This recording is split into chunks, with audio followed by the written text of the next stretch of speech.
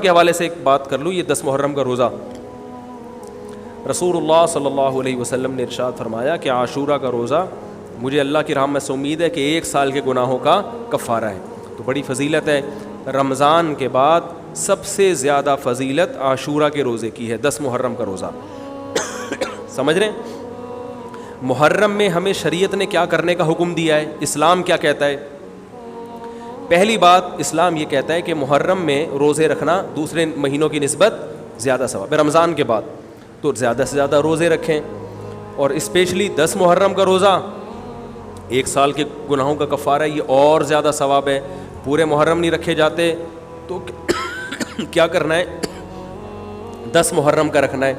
حدیث میں آتا ہے کہ آپ نے حکم دیا 2 روزے ملا کے رکھو, کیونکہ یہودی جو تھے وہ 1 روزہ رکھتے تھے, صحیح ہے نا. تو یہودیوں سے مشابہت سے بچنے کے لیے ہمیں حکم دیا کہ اس کے ساتھ 1 اور روزہ ملائیں. تو علماء یہ کہتے ہیں کہ آج کل یہودی 10 محرم کا روزہ نہیں رکھتے, تو اب مشابہت ختم ہو گئی ہے. تو اگر کوئی 9, 10 یا 10, 11 کا رکھ لے تو اچھی بات ہے, نہیں تو صرف 10 محرم کا بھی رکھ لے تو بھی انشاءاللہ پورا ثواب ملے گا, کیونکہ اب اس میں مشابہت رہی نہیں ہے. سمجھ رہے ہیں کہ نہیں سمجھ رہے؟ یہ کرنے کا کام ہے. دوسرا کام, محرم میں گناہ دوسرے مہینوں کی نسبت زیادہ, اس کی قباحت زیادہ بڑھ جاتی ہے, کیونکہ 4 مہینے محترم ہیں, شوال, ذیقات, ذیلحج اور ذیقعدہ, ذیلحجہ, محرم اور رجب.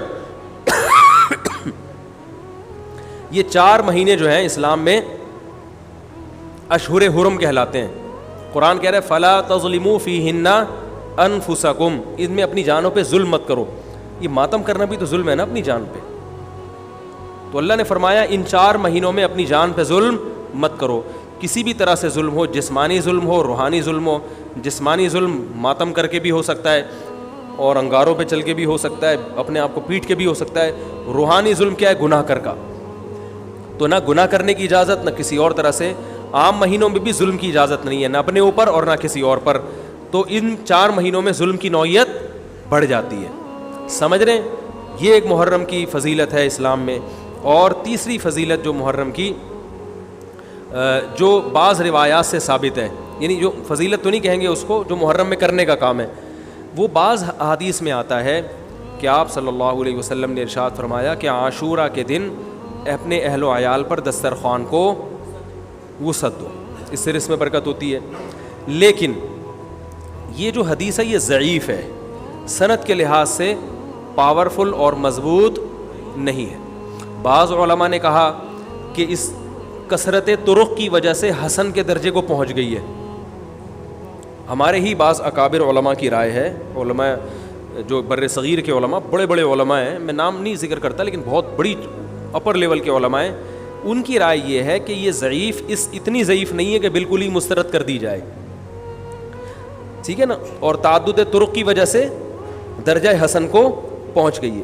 علامہ ابن تیمیہ رحمہ اللہ تعالی, جن کو سعودی عرب میں بہت فالو کیا جاتا ہے, ان کی رائے اور سلفی علماء کی رائے, جو سعودی عرب کے العثیمین, بن باز وغیرہ تھے, ان کی رائے یہ کہ یہ حدیث بالکل صحیح نہیں ہے, اور اس کی کوئی حیثیت نہیں ہے کہ دسترخوان کو وسیع کیا جائے اور عاشورہ کے دن کھانا کھلایا جائے.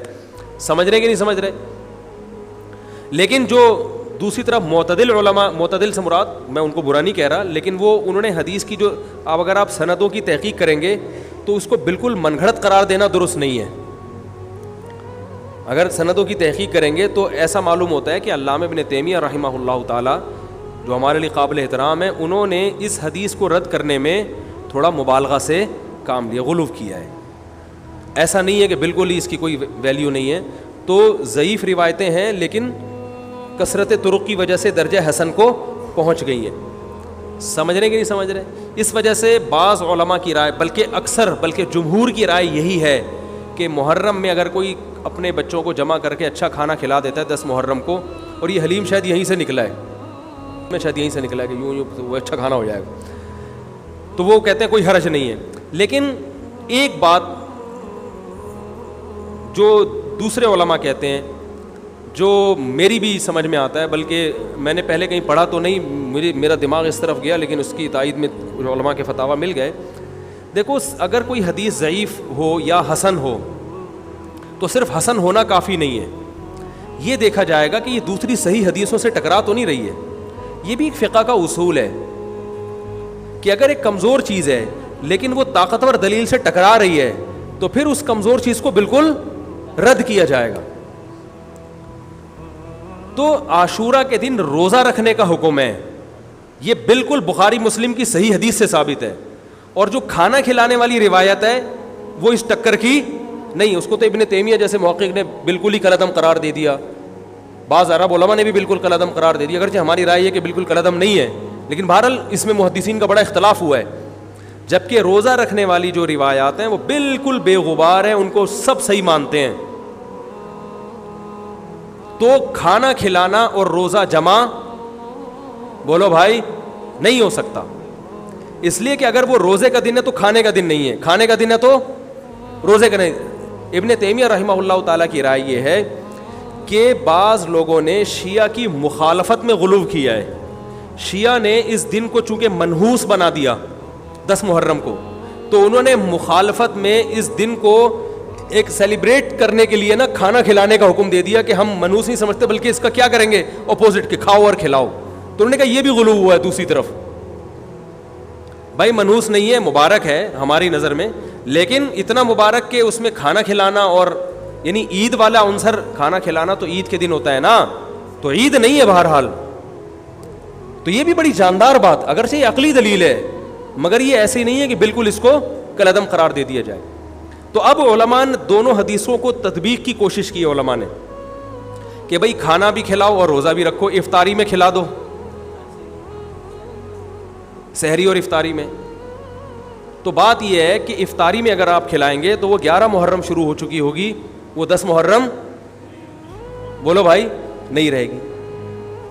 دوسرا سحری میں جو کھلانے کا مسئلہ ہے نا, سحری میں تو سحری میں جب ہم کوئی کہتے ہیں نا فلاں دن یہ کام کرنا ہے فلاں دن, تو اس سے لغت میں جو ذہن میں متبادر ہوتا ہے نا وہ دن کا وقت ہے, وہ 3:30 پونے 4 کا وقت نہیں ہوتا. یہی وجہ ہے کہ جو لوگ اس حدیث پر عمل کرتے ہیں عاشورہ والی, وہ دن میں کھانا کھلاتے ہیں, دوپہر کے ٹائم لنچ کرتے ہیں. وہ افطاری میں تو ویسے ہی دسترخوان وسیع ہوتا ہے بھوک کی وجہ سے.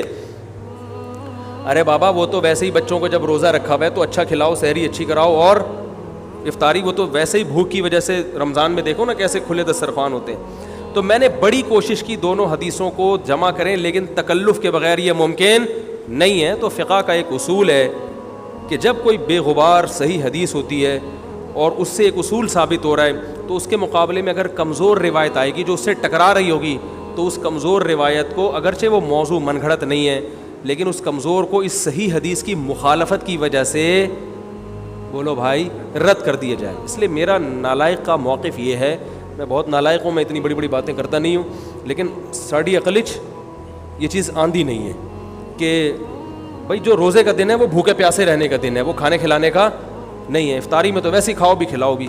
تو اور اس کا نقصان یہ بھی ہوتا ہے کہ لوگوں نے اس کھانا کھلانے کے چکر میں روزے چھوڑ دیے ہیں. سمجھ رہے, جب حلیم پکے گا تو کون روزہ رکھے گا بھائی, ساری رات گھوٹا لگے گا حلیم کا کہ کل دسترخوان وسیع کرنا ہے, تو پھر روزہ گیا, وہ تو تیل لینے گیا, روزہ کون رکھے گا روزہ. تو وہ حدیث صحیح حدیث کی بالکل اس میں ٹائٹ قسم کی مخالفت ہو رہی ہے, ٹھیک ہے نا.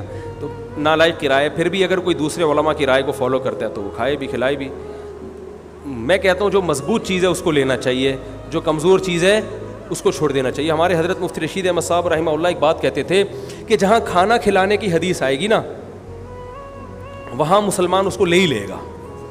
کھانے پینے کی جہاں بات آئے گی مسلمان کیا کرتا ہے, وہ کہتا ہے بھائی یہ صحیح ہے, یہ بالکل صحیح حدیث ہے, ٹھیک ہے نا. وہ کیا کرتا ہے, جن علماء کی تحقیق ہے وہ تو تحقیق سے کہہ رہے ہیں, لیکن عام پبلک کی عادت یہ ہوتی ہے کہ فتویٰ بھی اسی کا فالو کریں گے جہاں کھلانے کا تذکرہ آ رہا ہو. تو اب ہمارے کہتے ہیں جہاں کھانا کھلانے کی بات آئی مسلمان کہتا ہے بس یہ بالکل صحیح بخاری کی طرز پر ہی, بخاری کی شرط پر ہی حدیث. تو بھائی بھوکا رہنا عبادت ہے, بھوکا رہنا سنت ہے. بچوں کو تو ویسے ہی کھلاؤ عاشورہ ہو یا نہیں ہو, اور سحری افطاری کرا دو اچھی سی, روزہ رکھواؤ, اور جو بالکل چھوٹے بچے ہیں وہ تو ویسے ہی کھاتے رہیں. تو اس لیے, اور پھر اس کا نقصان کیا ہو رہا ہے, حلیم کے گھوٹے لگ رہے ہیں پوری پوری رات بیٹھ کے, اس کے الگ نقصانات ہیں, سبیلیں لگ رہی ہیں. حضرت حسین رضی اللہ تعالیٰ عنہ تو کربلا میں شدید گرمی میں بھوکے اور پیاسے اپنی جان دیتے ہیں اور یہاں ہم کیا کر رہے ہیں, کھانا کھا رہے ہیں, اب دیگیں پکا رہے ہیں, شربت پی رہے ہیں. تو یہ بات عقل میں آنے والی نہیں ہے. اور عاشورہ کے دن کی مناسبت سے روزہ ہی ہے, وہ روزہ رکھنے کا دن ہے. اللہ تعالیٰ عمل کی توفیق عطا فرمائے. وما علینا الا البلاغ.